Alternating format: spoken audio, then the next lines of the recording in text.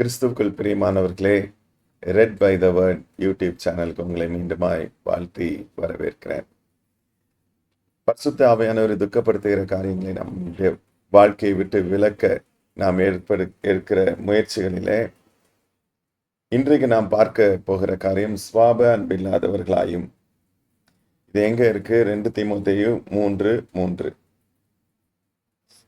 சுவாப அன்பில்லாதவர்களாயும், இணங்காதவர்களாயும், அவதூறு செய்கிறவர்களாயும், அப்படியே அந்த இது போயிட்டு இவைகளை விட்டு விலகு அப்படின்னு சொல்லப்பட்டிருக்கு. இவைகளை எல்லாம் எப்போ நடக்கும் அப்படின்னு எங்க பவுல் அப்போஸ்தலன் தீமோத்தேயுக்கு எழுதுறாரு அப்படின்னு சொல்லி பார்த்தீங்கன்னா, கடைசி நாட்களில் மனுஷர்கள் இப்படிதான் இருப்பாங்க அப்படின்ட்டு. ஸோ இதையே கர்த்தரும் இந்த உலகத்திலே மனிதனாக உலாவின நாட்களிலே அவரும் சொல்லியிருக்கிறார். சுவிசேஷத்துல இதை பார்க்கிறோம். மத்தேயு 24ஆம் அதிகாரம் 12-13ஆம் வசனத்துல இதை பார்க்கிறோம். அக்கிரமம் மிகுதியாவதினால் அநேகருடைய அன்பு தணிந்து போம், முடிவு பரியந்தம் நிலை நிற்பவனே ரட்சிக்கப்படுவான் என்று இங்கே குறிப்பிடப்பட்டிருக்கிறதை நாம் பார்க்கிறோம். அக்கிரமம் மிகுதியாவதினால் எல்லா பக்கத்திலையும் எல்லா விதமான துர்குணங்கள், துர்க்கிரியைகள் நடக்கும்போது நல்லோரையே பகைக்கிறவர்களாய் ஜனங்கள் மாறும்போது என்ன ஆகும்னா, நல்லவனுக்கு எனக்கு எதுக்கு, நான் மட்டும் எதுக்கு அப்படின்ற உணர்வு வந்துடும். மனித இயல்புல இன்னொன்று என்ன இருக்குன்னா, மெஜாரிட்டி, அதாவது அநேகர் ஒன்று செஞ்சிட்டாங்கன்னா அது கரெக்டு, எல்லாரும் தான் போனோம், எல்லாரும் தான் பண்ணோம் அப்படின்னா அது கரெக்ட் என்கின்ற, சரி என்கின்ற உணர்வு இருக்குது. அது அந்த உணர்வு என்ன ஆகும்னா, நம்ம பாவ அன்பு இல்லாதவர்களாய் மாற்ற நமக்கு இதாகும். இந்த உலகத்துல அன்பு கிடையாது. நம்ம எப்படி தேவன் நம்மளை அழைக்கிறார் என்று சொன்னால், தேவனுடைய வார்த்தை சொல்கிற பிரகாரமாக நாம் எல்லாரையும் தேவனை முழு இருதயத்தோட நேசிக்கணும். அது மட்டும் இல்ல, நம்மை நேசிப்பது போல பிறனையும் நாம் நேசிக்க வேண்டும். தேவன் அன்பாகவே இருக்கிறார், ஆகவே நாமும் அன்பாகத்தான் இருக்க வேண்டும் என்று தேவன் விரும்புகிறார். மற்றவர்கள் எப்படி இருந்தாலும் சரி, நம்மை சுற்றி இருக்கிறவர்கள் எப்படி இருந்தாலும் சரி, நாம் அன்பாக இருக்கும்படி இயல்பாக, ஸ்வாபம் என்றால் இயல்பு, தன்னிச்சையாக, அதுதான் அந்த ஸ்வாப அன்பு அப்படின்னு சொல்லி போடப்பட்டிருக்கு. ஸோ அன்பு, அந்த அன்பு எதேச்சையாக, தன்னிச்சையாக, அன்பாக இருக்கணும். எப்படி கோபம் வர்றது தன்னிச்சையாக வருதில்லை, முயற்சி எடுத்து வர்றதில்லை. அதே போல கிறிஸ்துவின் பிள்ளைகளாக பரிசுத்த ஆவியானவர் ஆளுகை செய்கிறவர்களாக இருக்கிற நமக்கு எப்படி இருக்கணும்னா, அன்பு தன்னிச்சையாக வருகிற அன்பாக இருக்கணும். இந்த அன்பு இல்லை அப்படின்னா என்னெல்லாம் மிஸ் ஆகும் அப்படின்னு சொன்னீங்கன்னா, அரவணைப்பு இருக்காது, அந்த அன்புல எமோஷன்ஸ், உணர்ச்சிகள் இருக்காது, அந்த அந்த வார்ம்த் சொல்லுவோம் இல்லையா, அந்த அந்த அந்த அரவணைப்பு இருக்காது, ஒரு ஃபாண்ட் இல்லை பாசம், இல்லை எனக்கு பிடிக்கும் அப்படின்ற அந்த இது இருக்காது, அந்த ஆர்வம் இருக்காது, அக்கறை கன்சர்ன் இருக்காது. ஸோ இப்பேற்பட்ட அனுதாபம் இருக்காது, ஐயோ அப்படின்ற ஒரு எண்ணம், அந்த இல்லாத ஒரு கரிசனை இல்லாத ஒரு சூழலை நாம் இருக்கும். அதுதான் அன்பு இல்லாமல் இல்லை, அந்த ஸ்வாப அன்புன்றதுக்கு அதுதான். இன்னைக்கு வேர்ட்ஸ் இருக்கு, ஐ லவ் அப்படின்ற வேர்ட்ஸ் இருக்கு. இது எந்த அளவுக்கு மனிதர்கள் இந்த காலத்துல நம்ம பயன்படுத்துறோம்னா, I love pizza, I love this shop, I love to go here. அது உண்மையா அப்படின்னா இல்லை. ஏன்னா எனக்கு பிடிக்கும் அப்படின்றது ஐ லைக். நம்ம ஆங்கிலத்துல இதை சொல்லி சொல்லி love love, I love you அப்படின்னு சொல்லிட்டு, அது குறிப்பாக இந்த காதலர் தினம் இதுல எல்லாரும் I love you love you love யூன்னு சொல்லிட்டு எப்படி இருக்கு அப்படின்னு சொன்னா, இதை நம்ம ஆராய்ந்து பார்ப்போம் என்று சொன்னால், எனக்கு பிடிக்கும், எனக்கு பிடிச்சதை செய்யறவங்கள நான் ஐ லவ் அப்படின்னு சொல்றேன். அது தவறு. அன்பு என்பது அது அல்ல.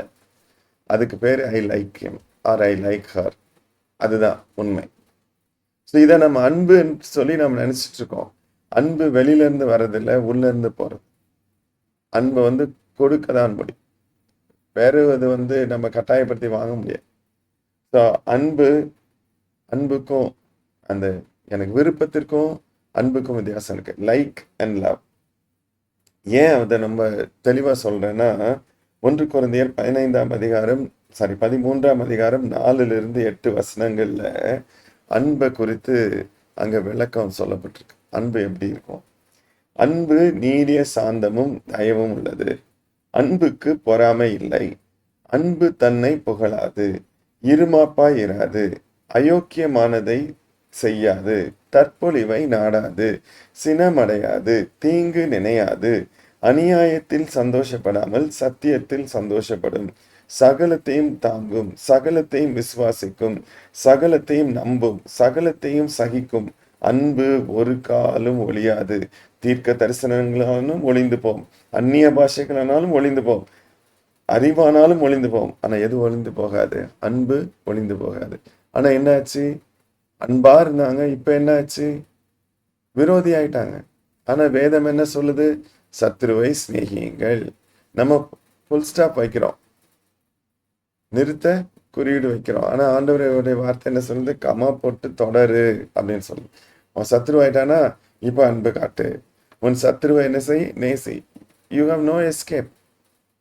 நமக்கு இதுல தப்பித்துக் கொள்வதற்கு வழியே இல்லை.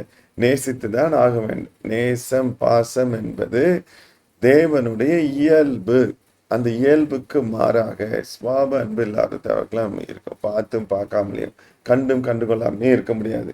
இன்னைக்கு மனித உறவுகள்ல கணவன் மனைவி உறவு, காதலர்கள் உறவு தான் அன்பு அடையாளமாக காணப்படும்.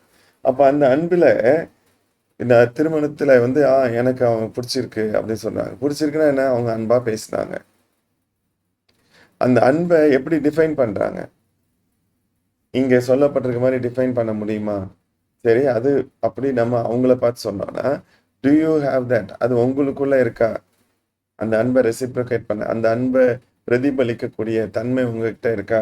நீங்க நீடிய சாந்தமா இருக்க முடியுமா? தயவுள்ளவங்களா இருக்க முடியுமா? பொறாமை இல்லாம இருக்க முடியுமா? புகழாம இருக்க முடியுமா? இருமாப்பு இல்லாம இருக்க முடியுமா? அயோக்கியமானதை செய்யாம இருக்க முடியுமா? தற்பொழிவை நாடாமல், சினமடையாமல், தீங்கு நினையாமல், அநியாயத்தில் சந்தோஷப்படாமல், சத்தியத்தில் சந்தோஷப்பட்டு, சகலத்தையும் தாங்கி சகித்து விசுவாசித்து, அன்புக்கு முடிவு கிடையாதுப்பா அப்படின்னு சொல்ல முடியுமா? இந்த அன்பு நமக்குள்ள இருக்கா? இது முடியுமானா தேவன் நமக்கு தராரு. நம்ம துரோகியாக இருந்த போதே அவர் தம்முடைய அன்பை நம்மேல் விளங்க பண்ணினார்.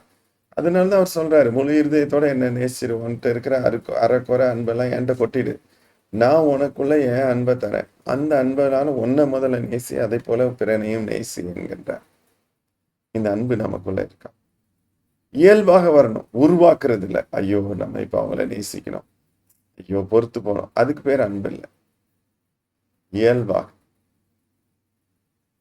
அதை பத்தி கவலையே படாம, ஒரு யோசனை கூட இல்லாமல் செயல்படுவது தான் சுவாப அன்பு. சுவாபத்தின்படி தேவனுடைய பிள்ளைகளாக நாம் அன்பு இல்லாதவர்களாக இருந்தால் தேவன் நம்மை பொய்யன் என்கிறார். நம்ம மாத்திக்கலாமா? ஆண்டவர் கருத்துல ஒப்பு கொடுக்கலாமா? கண்களை மூடி ஆண்டவரை நோக்கி பார்க்கலாம். எங்களை நேசிக்கிற நல்ல ஆண்டவரே, இந்த வேலைக்காக நாங்கள் நன்றி செலுத்துகிறோம். இந்த கிருபை என்றும் உள்ளதாப்பா. உண்மை நன்றியோட துதிக்கிறோம், உண்மை ஸ்தோத்திரிக்கிறோம். இந்த நாளிலும் ஆண்டவரே, உடைய பாதத்திலே கூடி வந்திருக்கிற எங்கள் மத்தியிலே தேவனே, நீர் இடைப்படுவீராக. உங்களுடைய வார்த்தையின் பிரகாரமாக ஆண்டவரே எங்களை நீர் மறுரூபப்படுத்தும். ஆண்டவரே, அன்பின் இலக்கணமாக தேவன் அன்பாகவே இருக்கிறார் என்று சொல்லி ஆண்டவரே உம்மை குறித்து ஆண்டவர் வேதம் சொல்லும்போது, உம்முடைய பிள்ளைகளாகிய நாங்கள் சுவாப அன்பு இல்லாமல் இருப்பது இயலாதே. ஆகவே எங்களை மாற்றும் ஆண்டவரே. எங்களுடைய இயல்பான குணம் அன்பாக மாறட்டும். அதற்காக நாங்கள் மன்னிக்கின்றவர்களாக, பொறுத்து கொள்கிறவர்களாக, பொறாமை இல்லாதவர்களாக, சகித்து கொள்கிறவர்களாக எங்களை நீர் மறுரூபப்படுத்தும். எங்களை முற்றுமுடிய விட்டு தருகிறோம்.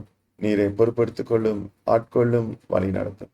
துதிகன மகிமையாவும் உமக்கே செலுத்தி இயேசுவின் நாமத்தில் ஏறெடுக்கிறோம் எங்கள் ஜீவனுள்ள நல்ல பிதாவே.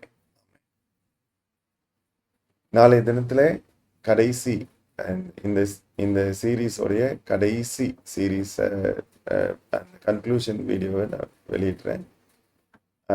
இதுல உங்களுக்கு பிரயோஜனமாக இருந்த காரியங்களையோ இல்லை உங்களுக்கு இன்னும் தெளிவில்லை, இன்னும் புரிஞ்சுக்கணும், இல்லை வேறு ஏதாவது பற்றிலும் உங்களுக்கு தெரிந்து கொள்ள வேண்டும் என்று சொன்னால் நீங்கள் கீழே கமெண்ட் செக்ஷனில் உங்களுடைய கேள்விகள், சந்தேகங்கள், இன்னும் தெளிவு வர வேண்டிய காரியங்களை நீங்கள் கேட்டீர்கள் என்று சொன்னால் அதற்கு நான் பதில் தர ஆயத்தோடு இருக்கிறேன். ஸோ நாளைக்கு கடைசி